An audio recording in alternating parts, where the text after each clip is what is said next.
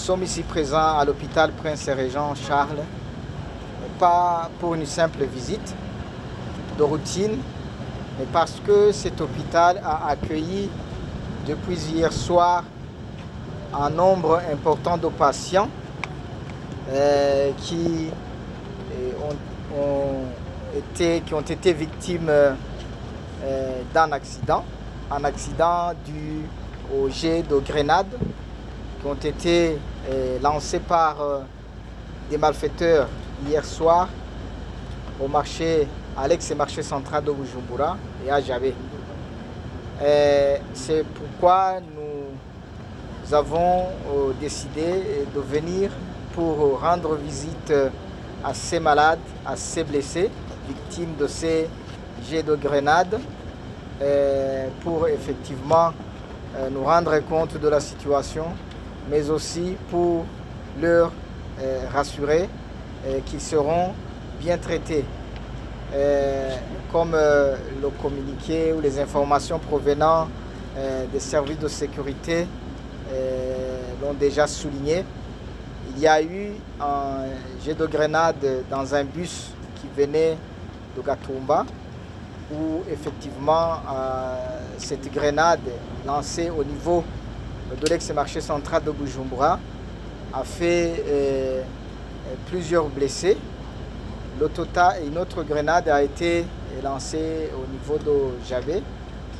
Le total des gens qui ont été touchés par les éclats s'élève à 104 personnes. Deux parmi ces 104 ont succombé aux blessures, pendant que plus de 50 blessés légers ont été soignés rapidement et ont pu rejoindre leur ménage, pendant que le gros des autres se fait soigner ici même à l'hôpital Prince-Régent Charles. Nous félicitons la direction et le personnel de cet hôpital qui n'a ménagé aucun effort pour s'occuper de ces patients.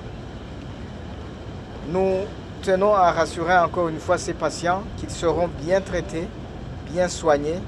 et que les factures relatives seront adressées au gouvernement pour paiement en totalité. Nous tenons aussi à souligner que s'il advenait que parmi ces blessés, il y ait ceux qui deviennent vulnérables et ne puissent pas avoir les moyens nécessaires pour se supporter, nous demandons au ministère en charge des Affaires sociales et de la solidarité nationale de leur prendre en charge pour leur assurer une bonne guérison. Nous en profitons pour lancer un appel vibrant à la population burundaise afin qu'elle soit toujours aux aguets pour veiller à la sécurité de notre chère patrie, de tenir toujours informés les forces de l'ordre et l'administration de toutes choses qui irait dans le sens de perturber la sécurité, toute information, tout renseignement utile. Nous demandons à l'administration de rester plus vigilante que jamais pour effectivement décourager de tels actes. Des dispositions nécessaires avaient été déjà prises par les forces de défense, de sécurité, par les forces de l'ordre pour limiter les dégâts. Et d'autres dispositions ont été prises pour une prévention efficiente de tels actes. C'est aussi une occasion pour décourager de tels actes, des actes terroristes qui ont ciblé des populations innocentes. Nous savons qu'il y a des individus dont la moralité est très basse, des inciviques qui sont chèrement payés pour déstabiliser notre pays et démontrer que notre pays connaît une insécurité, afin que ceux qui profitent de l'insécurité puissent revenir et profiter de cette situation d'insécurité pour assouvir leurs intérêts sectaires. Mais nous rassurons encore une fois la population burundaise et les victimes